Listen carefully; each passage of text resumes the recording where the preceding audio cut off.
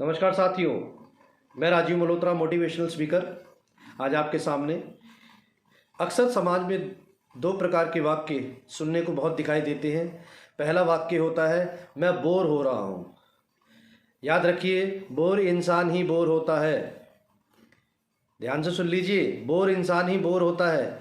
और बोर इंसान कौन होता है? जिसका ना कोई दृष्टिकोण होता है, ना कोई लक्ष्य होता है, ना कोई सपना होता है। और वो सपना ना तो अपने परिवार के प्रति, ना अपने प्रति, ना समाज के प्रति होता है।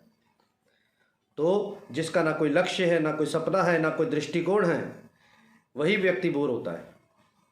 और दूसरा जो सुनाई देता है वाक्य, वो अक्सर समाज में बहुत सुनाई देता है, हमारा समय कट रहा है। किसी से पूछे क्या चल रहा है, कि कट रहा है, धक्का दे रहे हैं।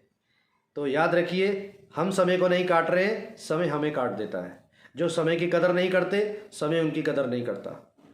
तो अपने जीवन से ये दो शब्द जो है निकाल दीजिए, क्योंकि शब्दों से ही विचार बनते हैं और विचारों से ही हमारा जीवन बनता है। तो अपने शब्दों में, अपनी डिक्शनरी में ये दो शब्द निकाल दीजिए, दो वाक्य निकाल दीजिए। मैं बोर हो रहा हूँ और मेरा समय कट रहा है, मैं काट रहा हूँ। नहीं, काट तो वो चींटी, कीड़े मकोड़े, कुत्ता बिल्ली अपनी योनि को काट रहे हैं। हमें तो मनुष्य जन्म मिला है, तो क्यों ना इस योनि में, इस मनुष्य जन्म में हम उन लक्ष्यों की प्राप्ति करें जिसके लिए हमारा जन्म हुआ है। अब कईयों को तो पता ही नहीं होता हमारा जन्म क्यों हुआ है।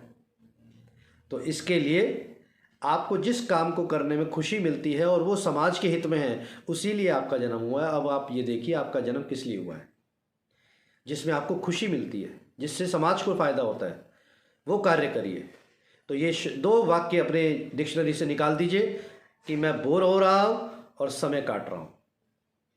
धन्यवाद।